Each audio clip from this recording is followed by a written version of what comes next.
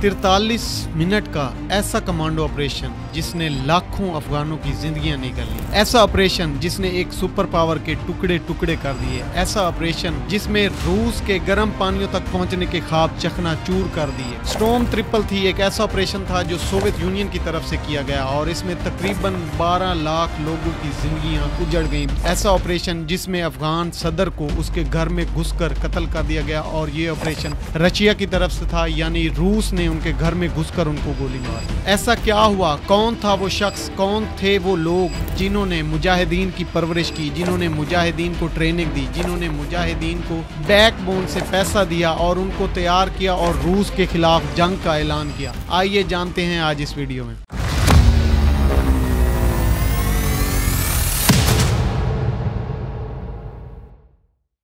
अस्सलाम वालेकुम नाजरीन, आप देख रहे हैं रिजवान हैदर ऑफिशियल और मैं हूं रिजवान हैदर। आज हम बात करने जा रहे हैं उस 43 मिनट के ऑपरेशन की जिसने 12 लाख लोगों की जिंदगियां उजाड़ दी, जिसमें लाखों लोग शहीद हुए, जिसमें लाखों लोग बेघर हुए और रशिया एक सुपर पावर जो मुल्क था उसके टुकड़े टुकड़े कर दिया। और उस वक्त में सिर्फ बचा था एक ही मुल्क जो सुपर पावर के तौर पर दुनिया के सामने आया, जिसको हम अमेरिका के नाम से जानते हैं। रूस के गर्म पानियों तक पहुंचने के ख्वाब जनरल ज़िया ने चकनाचूर कर दिया और हमारी ISI ने चकनाचूर कर दिए। जब रशिया ये सारी तैयारियां कर रहा था और हफीजुल्लाह अमीन को उसके घर में घुसकर, यानी अफगान सदर को उसके घर में घुसकर गोली मारी गई, ये काम रशिया के कमांडोज का था। और ये 43 मिनट का ऑपरेशन कई लोगों की जिंदगियां उजाड़ गया, किन्हीं के घर खत्म हो गए, किसी का कारोबार खत्म हो गया और सब कुछ तबाह होकर रह गया। और उस वक्त दुनिया के सामने जो चीजें नजर आने वाली थी उनमें से था एक तो रशिया के टुकड़े टुकड़े हो गए और दूसरा एटमी सुपर पावर जो कि अमेरिका के तौर पर सामने आया। रूस का असल निशाना था अफगानिस्तान के रास्ते गवादर तक पहुंचने का, लेकिन जनरल ज़िया ने उनके ये सारे ख्वाब मिट्टी में मिला दिए।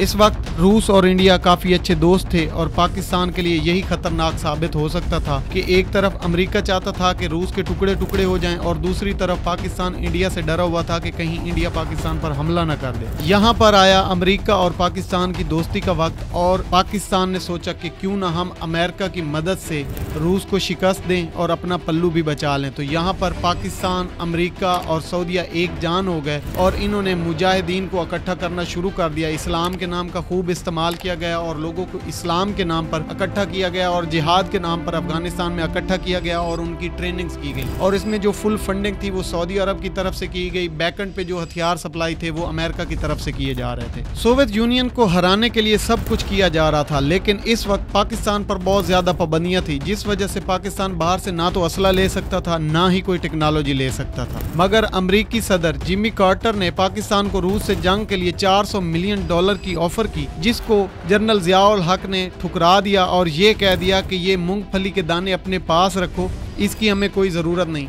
ये किस्सा जो है ये वायरल हो गया, ये बात जनरल ज़िया की वायरल हो गई और इस चीज़ को US के मीडिया ने बहुत उछाल उछाल कर फेंका। असल में जिमी कार्टर जो था वो एक फार्मर था और उसके मूंगफली के अपने खेत थे, जिस वजह से ये जुमला उस पर कसा गया और ये जुमला बहुत ज़्यादा वायरल हुआ। ये सदर तो चला गया, लेकिन इसके बाद जो USA का सदर बना वो एक बिजनेसमैन का बेटा था, रोनाल्ड रेगसन। 20 जनवरी 1981 को उसने अमेरिका के सदर बनने की हलफ उठाई और उसे सौदे करने अच्छी तरह आते थे। जब वो सदर बना तो उसने पाकिस्तान पर लगी सारी पाबंदियां उठा ली और पाकिस्तान पर खजानों के मुंह खोल दिए। यानी कि पाकिस्तान पर उस वक्त जितनी पाबंदियां थी अमेरिका की तरफ से या ओवरऑल पाबंदियां लगी हुई थी वो सारी खत्म करवा दी गई और खजानों के मुंह भी पाकिस्तान की तरफ खोल दिए गए, सिर्फ इसलिए कि वो अफगान जंग में हमारी मदद करे और रूस को वहां से निकाले। 3 अरब 20 करोड़ डॉलर की इमदाद का ऐलान किया गया। रेगसन एक ऐसा सदर था जो एक बिजनेसमैन का बेटा था और वो हमेशा से ये चाहता था और उसकी ख्वाहिश थी कि अमेरिका वाहिद सुपर पावर बने और दुनिया में सुपर पावर बनकर सामने आए। इसलिए उसने पाकिस्तान की तरफ सारे खजानों के मुंह खोल दिए और पाकिस्तान को हर चीज सप्लाई करना शुरू कर दी। F-16 तैयारे तक पाकिस्तान को सेल करने का मंसूबा उस वक्त में स्टार्ट किया गया और अमेरिका का ध्यान जंग की तरफ था। यहाँ पाकिस्तान ने अपने